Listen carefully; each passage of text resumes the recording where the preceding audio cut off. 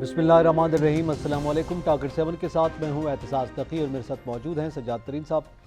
नाज़रीन, सबसे पहले तो जिक्र करेंगे कि आज chairman joint chiefs of staff committee general Nadeem रज़ा ने गुफ्तगू की है एक सेमिनार में, और उन्होंने पाकिस्तान के न्यूक्लियर एसेट्स के हवाले से, उनके महफूज हाथों में होने के हवाले से बात की है। और आलमी सतह पर उन्होंने ये पैगाम दिया है कि पाकिस्तान के एटमी असासे जो हैं वो महफूज हाथों में हैं, और सवाए नेशनल कमांड अथॉरिटी के किसी को इस पर कमेंट भी नहीं करना चाहिए। इसको खामखा ज़ेर बहस नहीं लाना चाहिए, इसको सियासी सज़ा पर भी नहीं देखना चाहिए। तो एक आलमी इस्टेब्लिशमेंट जो कि पाकिस्तान के एटॉमिक एसेट्स के हवाले से पहले ही इंडिया हमारा दुश्मन है वो बात करना चाह रहा है, प्रोपेगेट करता रहता है, तो एक बड़ा मौसर पैगाम गया है। तो इस पर भी हम बात करेंगे। और इसके साथ साथ आज ISPR ने भी गुफ्तगू की है, और ISPR के साथ साथ पाकिस्तान की तमाम सियासी जमातों ने और दफ्तर ख़ारजा ने बाकायदा तौर पर मज़म्मती बयानात जारी किए हैं। जो इंडिया में उनके दो रिप्रेजेंटेटिव हैं BJP के स्पोक्स पर्सन, उन्होंने गुफ्तगू की शान रिसालत में गुस्ताखाना गुफ्तगू की है।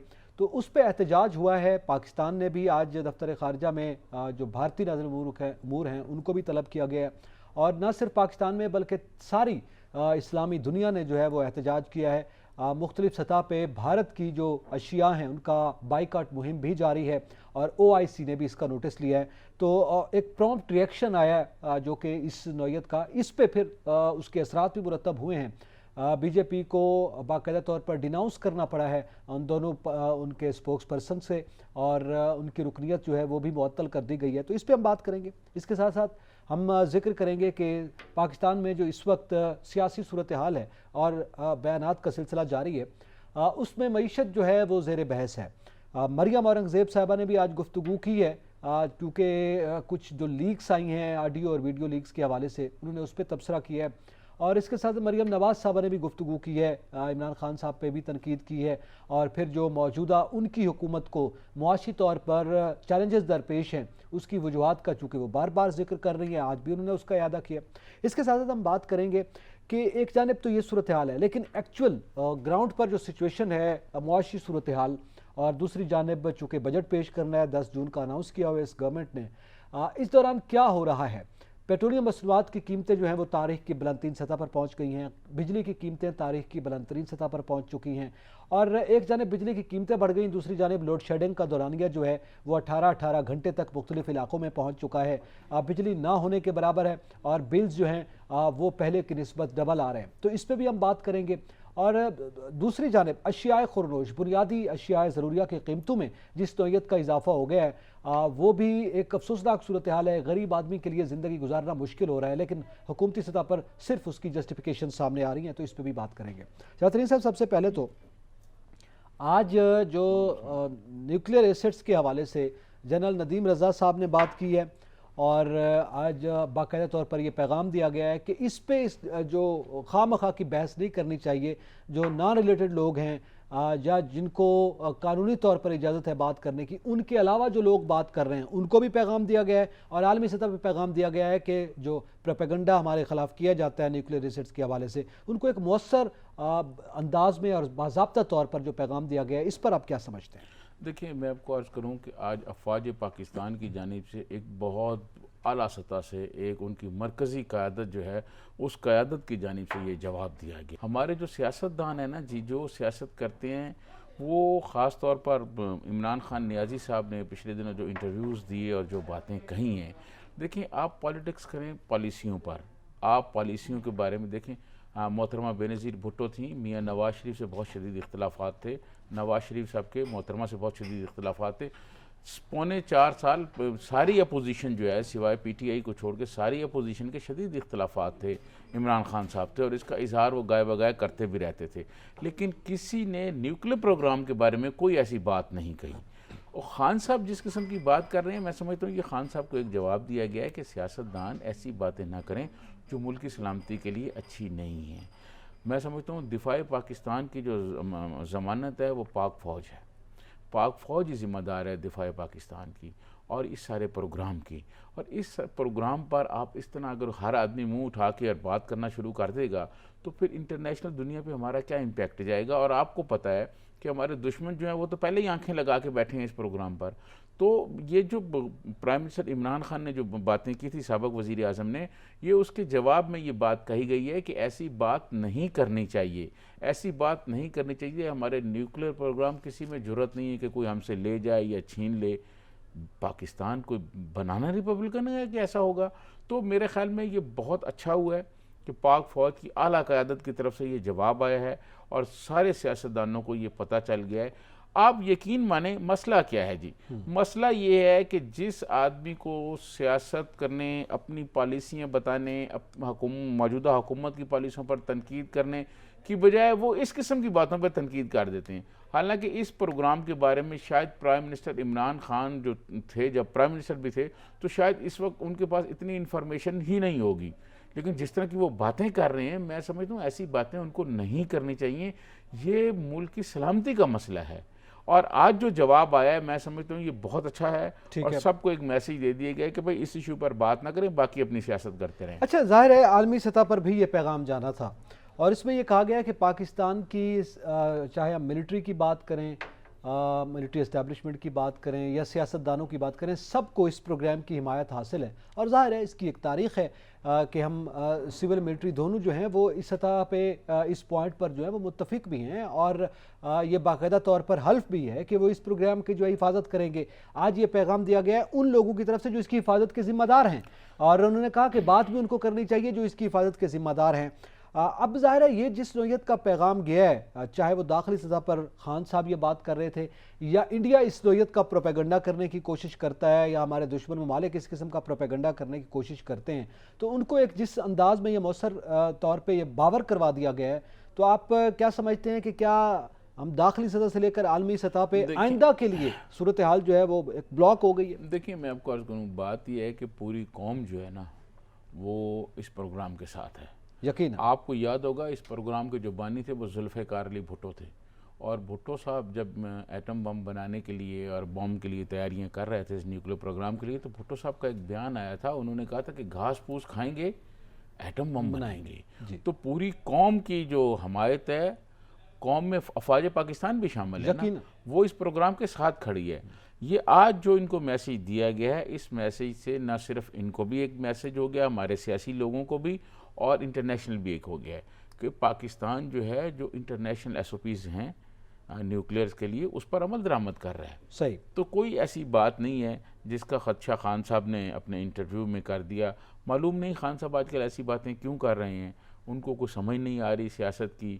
ان کی جب سے ان کا لانگ مارچ ناکام ہوا وہ اس ناکامی کے شاید غم سے ابھی تک باہر نہیں آئے. اچھا، اس پہ کچھ دفاعی ماہرین جو ہیں وہ آج میری بھی بات ہوئی، آپ کی بھی یقیناً بات ہوئی ہے، وہ یہ بات کر رہے ہیں کہ جناب حالانکہ وہ خان صاحب کے جو طبقہ حامی بھی ہے، لیکن وہ اس کے ساتھ یہ بات کر رہے ہیں کہ انٹرنیشنل اسٹیبلشمنٹ جو ہے وہ چونکہ پاکستان کے خلاف سازش کر رہی ہے اور پاکستان کے نیوکلیر ایسٹ کو وہ چاہتے ہیں کہ کسی طریقے سے جو ہے ان کے ہاتھ سے نکل جائے یا اس پہ پابندی لگوا دی جائے، تو ان کے کچھ ایجنٹس بھی پاکستان میں موجود ہیں. تو اس نوعیت کی باتیں دانستہ یا نادانستہ طور پر کہلوائی بھی جاتی ہیں. تو اس سطح پہ آپ کیا سمجھتے ہیں کہ دیکھیں جو بات ہے نا کہ ہمارے دشمن وہ تو اس پاکستان میں موجود ہیں، جو ہمارے دفاع کے دشمن ہیں. کلبھوشن آپ کو یاد ہوگا پکڑا گیا، کیا کرتا تھا، اسی لیے یہ آ رہا تھا نا. تو انٹرنیشنل جو لابی ہے وہ اس قسم کی منصوبہ بندی کرتی رہتی ہے، لیکن میں سمجھتا ہوں پاک فوج اور پاک فوج کے جو جاسوسی کے ادارے ہیں وہ بڑے متحرک رہتے ہیں دشمنوں کے عزائم. لیکن کیا ہمارے سیاستدان ٹریپ ہو سکتے ہیں اس طرح؟ میں سمجھتا ہوں سیاستدان نہیں، لیکن جب آج کل عمران خان نیازی صاحب بہت غصے میں ہیں اور جب سے وہ اقتدار سے باہر ہوئے ہیں، حالانکہ ان کو اقتدار سے باہر کوئی غیر آئینی طریقے سے نہیں نکالا گیا. پاکستان کے آئین اور قانون میں اس کی اجازت ہے اور آئین اور قانون کے مطابق ان کو نکالا گیا ہے، لیکن وہ بہت غصے میں ہیں. آپ کو یاد ہوگا کہ وہ کہتے ہیں جی نیوٹرل نہیں رہنا چاہیے، وہ یہ چاہتے ہیں کہ افواج پاکستان ان کے ساتھ کھڑی ہو، صرف ان کی حمایت کرے. تو یہ جو فوج ہے نا صرف پی ٹی آئی کی فوج نہیں ہے، پورے پاکستان کی فوج ہے، پوری قوم کی فوج ہے. صحیح ہے. تو جب افواج پاکستان کی لیڈرشپ کی طرف سے یہ کہا جا رہا ہے کہ بھئی ہم نیوٹرل ہیں، سیاستدان یہی مطالبہ کرتے تھے. میاں نواز شریف کا جو مطالبہ یہی تھا نا کہ بھئی آپ سیاست میں نہ انٹر ہوں، سیاستدانوں کا کام ہے. وہ جب انہوں نے اس پہ چھوڑ دیا ہے تو خان صاحب کو ایسی گفتگو نہیں کرنی چاہیے جو میں سمجھتا ہوں کہ ملک کی سلامتی کے لیے خطرہ ہو یا ملک کی سلامتی کے لیے مسائل پیدا ہوں. آپ جو ہے خواہ کا ایک موقع فراہم نہ کریں. بالکل ٹھیک ہے. ناظرین یہاں پہ وقت تو ایک بریک کا، ہمارے ساتھ رہیے گا.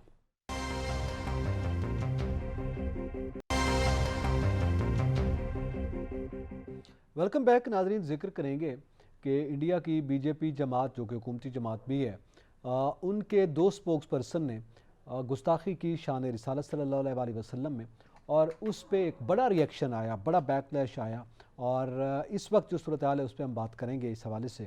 ناظرین سب سے پہلی بات تو یہ ہے کہ یہ اسلامو فوبیا کے حوالے سے آپ کو پتہ ہے عمران خان صاحب بھی بڑی بات کرتے رہے ہیں، پوری قوم کی یہ آواز ہے، تمام مسلمانوں کی کے لیے جو سرکار رسالت مآب صلی اللہ علیہ وسلم کی ذات ہے وہ مرکزی مقام ہے، مرکزی مقام محبت ہے. اب اس طرح کا کام کیا جاتا ہے عالمی سطح پہ، کئی مرتبہ احتجاج بھی کیے جاتے ہیں، کبھی کارٹونز بنائے جا رہے ہیں، کبھی کس انداز میں گستاخی کی جا رہی ہے، کبھی کس انداز میں. انڈیا میں بھی یہی اسی نوعیت کی جو ہے وہ وبا سامنے آئی ہے. حالانکہ انڈیا کی اپنی ایک تاریخ ہے جس میں مختلف مذاہب جو مل کر رہتے ہیں، یہ خود کو سیکولر کہتے رہے ہیں. کیا وجہ ہے وہاں پر ایسا کیوں ہوا، یا کون کروانے جا رہا ہے؟ اور اس سے پہلے جو مسلم کش پالیسی ہے خود مودی کی، وہ بھی سب کے سامنے ہے. دیکھیں، میں آپ کو عرض کروں کہ جب سے انڈیا میں مودی ہے نا حکمران، اس نے مسلمانوں کے خلاف پہلے بہت زیادہ فرقہ وارانہ تشدد پھیلایا. ٹھیک ہے، مسلمانوں کو مختلف جگہ پر تشدد کا نشانہ بنایا گیا، اور قربانی کے واقعات اور گائے ذبح کرنے کے واقعات نہیں بھی ہوئے تو مسلمانوں پر تشدد کیا گیا. اس کے بعد ایک حکمت عملی کے تحت میں سمجھتا ہوں، ایک منصوبہ بندی کے تحت انڈیا میں مسلمانوں کو پسماندہ رکھا جا رہا ہے، اور ایک منصوبہ بندی کے تحت مسلمانوں کو ایک سائیڈ لائن پہ کیا جا رہا ہے. اور اس کا آغاز جو ہے یہ اس وقت ہوا جب سے مودی اقتدار میں آیا. صحیح. مودی نے اقتدار میں آ کے جو ہندو جنونیت ہے اس کو پھیلانے کی کوشش کی. ہندوتوا کا جو نظریہ ہے، ہندوتوا کا جو نظریہ ہے، اس نظریے کو RSS کے نظریے کو اس نے آگے بڑھایا. یہ RSS میں بھی رہا ہے. بالکل صحیح. اور مودی وہ ایک ظالم جابر حکمران ہیں، اور اتنا مطلب اس کو عمران خان نیازی صاحب کہتے تھے کہ وہ ہٹلر ہے. اس نے خود یہ تسلیم کیا ہے کہ پاکستان کو توڑنے اور بنگلہ دیش کے حوالے سے وہ خود جو ہے اس میں سرگرم رہا اور رول کرتا رہا اور لڑائی کرتا رہا. یہ ساری باتیں جو ہے نا وہ اب جب ہوئیں تو انہوں نے کچھ نہیں کہا. بہت ساری جگہوں پر مسلمانوں پر حملے ہوئے، اور ان کے سیکورٹی کے جو ادارے ہیں وہ حمایت کرتے رہے. پولیس والے آپ نے کئی ویڈیوز دیکھی ہوں گی، اس میں وہ واقعات ہو رہے ہیں اور وہ کھڑے ہوئے دیکھ رہے ہیں، کچھ نہیں کہہ رہے. یہ اس کی وجہ سے یہ ہوا کہ ان کو مسلمانوں کے جذبات کو ٹھیس پہنچائی گئی ہے نا. اب تو اب جو کچھ ہوا اس پہ میں سمجھتا ہوں جو مسلم ممالک کی طرف سے ریئیکشن آیا ہے وہ بڑا بر وقت آیا ہے. ایسا ریئیکشن آنا چاہیے کہیں بھی کوئی بات ہو. ٹھیک ہے، کہیں بھی کوئی بات ہو، کوئی شان گستاخی میں کوئی بات کرے تو میں سمجھتا ہوں جتنے مسلمان ملک ہیں، 50-55 جتنے بھی ہیں، ان کی جانب سے ایک بہت بڑا ریئیکشن آنا چاہیے. جب بابری مسجد کا واقعہ ہوا تھا اس وقت بھی میں نے یہ کہا تھا، اگر واحد سعودی عرب اس وقت یہ اعلان کر دیتا کہ جو انڈیا کی لیبر اور جو انڈیا سے چیزیں منگوائی جاتی ہیں سعودی عرب میں وہ آج کے بعد بین ہے، نہ انڈیا کی لیبر واپس بھیجی جا رہی ہے، لاکھوں لوگ وہاں موجود ہیں ہندوستان کے، صحیح، اور اس کے بعد جو چیزیں ہم وہاں سے منگواتے ہیں انڈیا سے وہ بھی بین. آپ یقین مانیں کہ انڈیا کی حکومت ایک نہیں 2 بابری مسجدیں بنا کے دیتی. دیکھیں بات یہ ہے کہ ریئیکشن کرنے کا بھی اپنا اپنا ایک طریقہ سطح ہے. دیکھیں پاکستان جو ہے وہ جتنا مرضی ریئیکشن کر لے اس سے انڈیا کو اس کی انٹینسٹی کا وہ معیار فرق نہیں پڑتا. ہمارے جو عرب دوست ہیں جس میں سعودی عرب شامل ہے، سعودی عرب اگر یہ چاہے تو آپ یقین مانیں کہ ان لوگوں کے خلاف بہت سخت ایکشن ہو سکتا ہے، ان لوگوں کے خلاف بہت سخت کارروائی ہو سکتی ہے. اگر سعودی عرب کی جانب سے MBS جو ہے محمد بن سلمان وہ یہ اعلان کر دیں کہ بھائی لیبر یہاں سے واپس. اچھا اس دفعہ لیکن اس بار جو احتجاج آیا سعودی عرب کی جانب سے باقاعدہ آیا ہے، کویت، بحرین، دبئی، اچھا پھر اس کے بعد بھارتی جو مصنوعات ہیں ان کا بائیکاٹ کیا گیا، اس پہ کچھ فتوے بھی جاری ہوئے ہیں. اس کے نتیجے میں یہ ہوا کہ جو بات آپ کر رہے ہیں کہ اب پہلی دفعہ ایسا ہوا کہ بھارتی حکومت جو وہ گھٹنوں پہ آئی ہے، انہوں نے سسپینڈ کیا. اچھا خود ان کے اندر سے اپوزیشن کی بھی آواز، ایک بڑا ریئیکشن سامنے آیا ہے کہ یہ کیا اس قسم کی گستاخی کیوں کی گئی ہے، تو انہوں نے دونوں کی رکنیت بھی معطل کی، اور باقاعدہ اب وہ وضاحتیں بھی پیش کر رہے ہیں کہ جناب ہم تو سیکولر ملک ہیں، یہاں پہ تو تمام مذاہب کو آزادی دی جاتی ہے. اب وہی مودی گورنمنٹ جو ہندوتوا نظریے پر عمل پیرا ہے، اور وہی مودی جس نے گجرات کے فسادات پیدا کیے اور فرقہ وارانہ تشدد کی بنیاد رکھی، وہ جسٹیفیکیشن دینے پہ اتر آئی ہے. تو میرے خیال میں یہ ایک بڑے اچھی موو جو ہے سامنے آئی ہے مسلم ممالک کی جانب سے. مسلم ممالک کی طرف سے جو ریئیکشن آیا نا اس کے بعد اس ریئیکشن پہ اور ریئیکشن پہ جیسے چیزوں کا بائیکاٹ کیا گیا ہے اور ان کو یہ خطرہ پڑ گیا ہے کہ صورتحال اور آگے نہ ہو جائے. جیسے میں پابندیوں کی بات کرتا ہوں, میں لیبر واپس کرنے کی بات کرتا ہوں. عرب ممالک اگر سارے لیبر واپس کر دیں, آپ یقین کریں ہندوستان پاؤں میں پڑ جائے گا ہمارے. تو یہ اس خطرے کے باعث کہ مسلمان اور آگے کو نہ مسلم ممالک کے حکمران جو ہیں وہ کوئی اور نہ ایسے سٹیپ اٹھا لیں, اس کو ٹھنڈا کرنے کے لیے اب انہوں نے یہ اقدامات کیے ہیں. لیکن میں یہ سمجھتا ہوں یہ ناکافی ہیں. اچھا, یہ اقدامات ناکافی ہیں.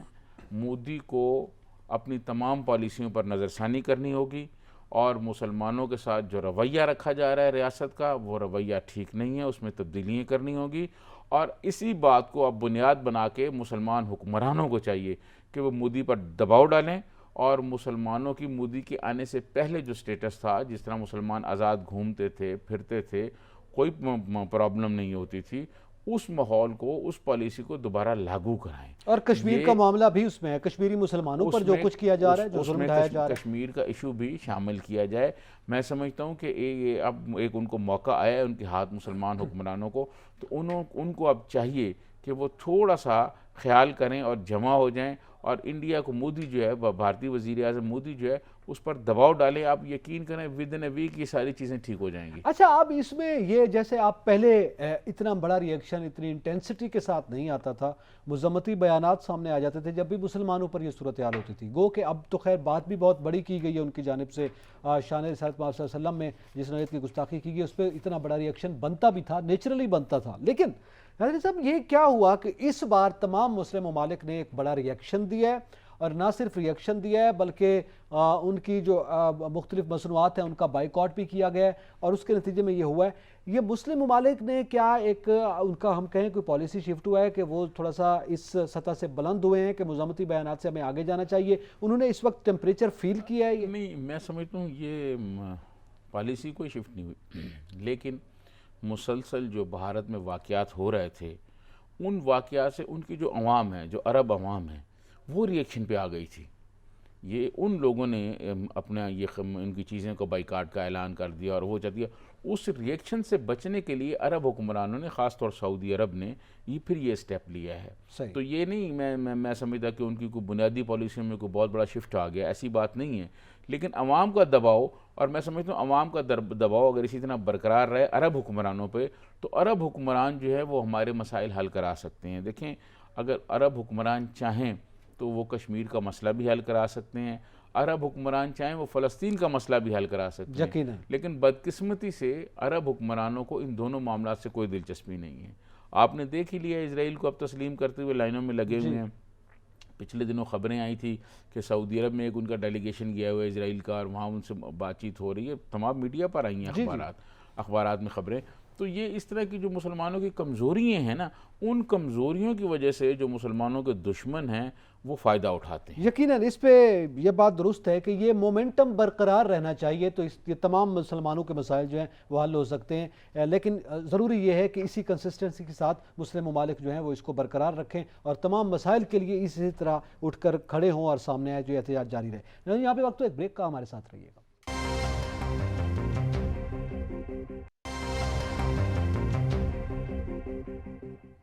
ویلکم بیک ناظرین. اب ہم ذکر کریں گے کہ اس وقت سیاست کھیلی جا رہی ہے, اور وہ بھی عوام کی مجبوریوں پر.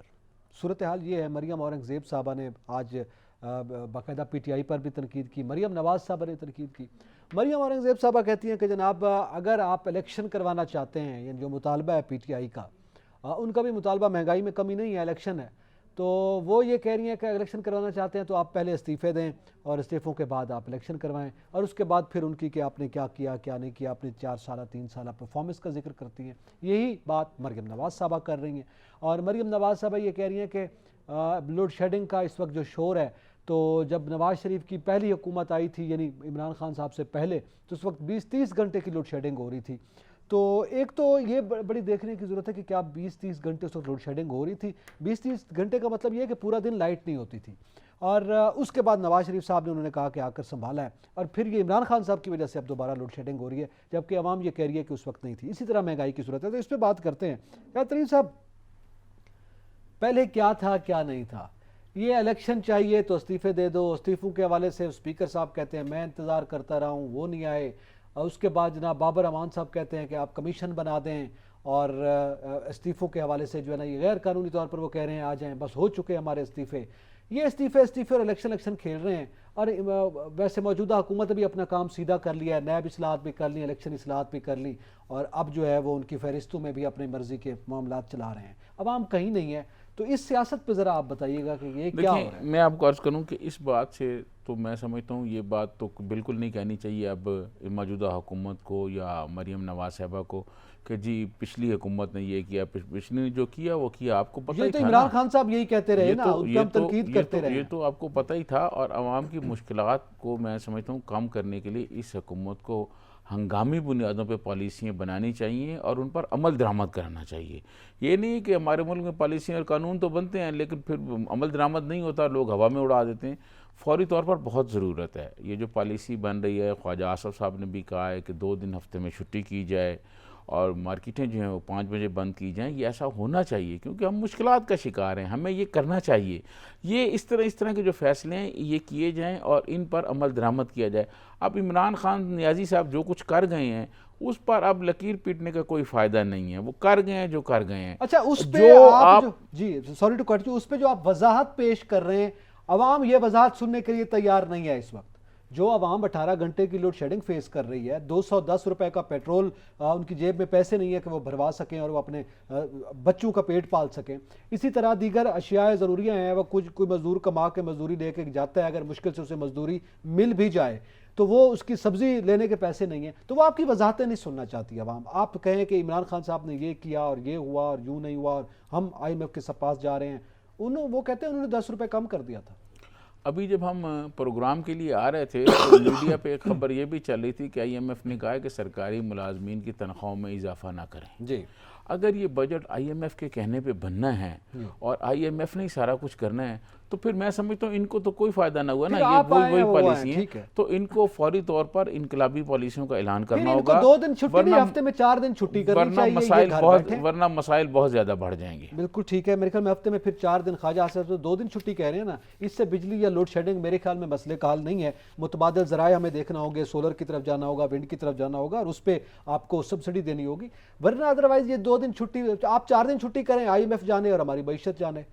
یہ اس پہ میرے خیال میں آئندہ دنوں میں بھی ہم بات کرتے رہیں گے. اسی کے ساتھ ہی اعتزاز نکیر سجاد کو اجازت دیجیے. اللہ حافظ.